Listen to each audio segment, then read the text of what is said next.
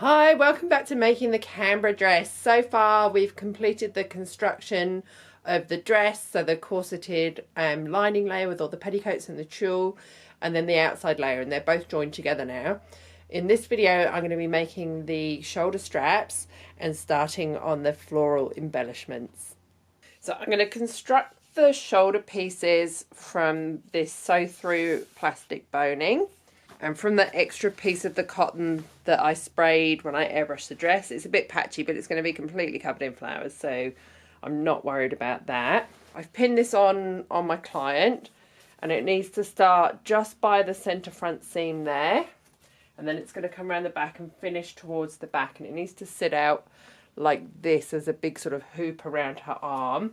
But because of the weight of the flowers, I'm going to need to find a way to support it here so it doesn't bend down, and I think I'm going to do a double layer of this just to make it extra strong, and I need it to be maybe a couple of inches wide so I've got a good base to attach the flowers to. When I measured these on my client, each one needed to be 21.5 inches, so I've cut two 21.5 inch strips, and then I've cut two strips an inch longer and I've stitched them together so the double part will form the actual shoulder strap, and then the single part will be the bit that's a bit easier to sew onto the dress. So they're done. So next I'm just going to cover those in blue fabric. Originally I was going to try and make a solid shoulder strap, but I think it's going to be easier to build it up in little layers and work out exactly what I need. Yeah, I'm just going to fold this fabric round with the seam on the outside because that's the side that's going to have the flowers on, and I'm just going to stitch that in place. So I'm going to end up with two pieces of double boning covered in this fabric, and I'm not going to worry about finishing the ends off because that's all going to be stitched onto the dress and completely covered in flowers.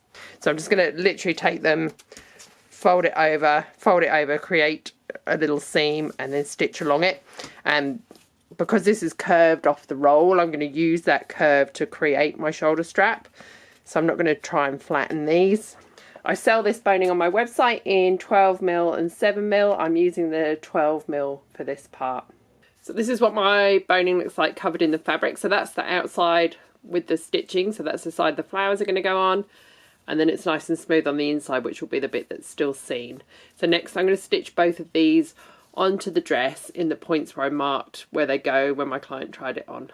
So this is the top of the dress with the straps sewn on.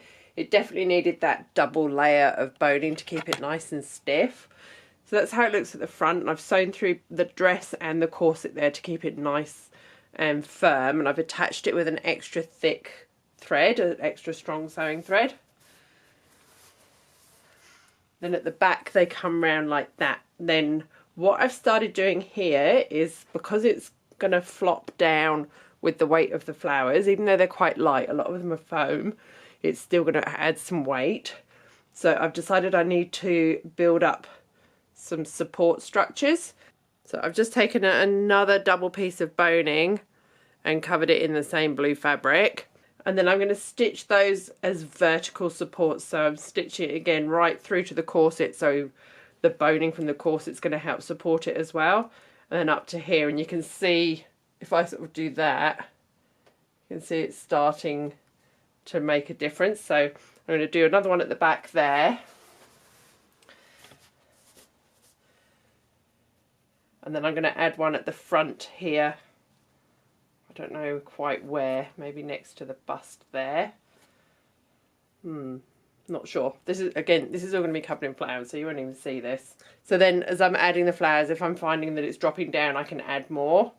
But I want them to sit horizontal when they're done, so I'm actually pushing them up higher than I want them to be at the end. So if I sort of start there and then the weight drops it down like that, it's still going to be the right sort of shape, because we're going for that. If you remember, this part was inspired by the neck of the swans on the ACT coat of arms. Then once I've got these three little bits sewn on, just for my vertical support, the last thing I'm going to do is just, I need a little bit more width to sew the flowers onto, but it doesn't need to be boned. So all I've done is take a strip of fabric and ironed it in half. And then I'm just going to hand stitch that along like this, just to make this part wider so I've got more to attach the flowers onto. So I'm going to stitch my vertical supports and stitch this on, and then that should be the construction completely done and we can start adding flowers. So my straps are completely on, they're supported front and back, and even if they drop down a bit here with the weight of all the flowers, I don't think it matters. And actually when it's filled out a bit more, so when it's actually got a body in it, they seem to lift up a little bit.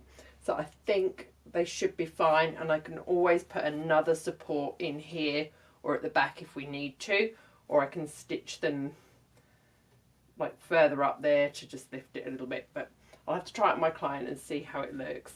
But that means it's time to start adding flowers. So my studio has been looking gorgeous recently because these are all the flowers that I've bought to put on the dress.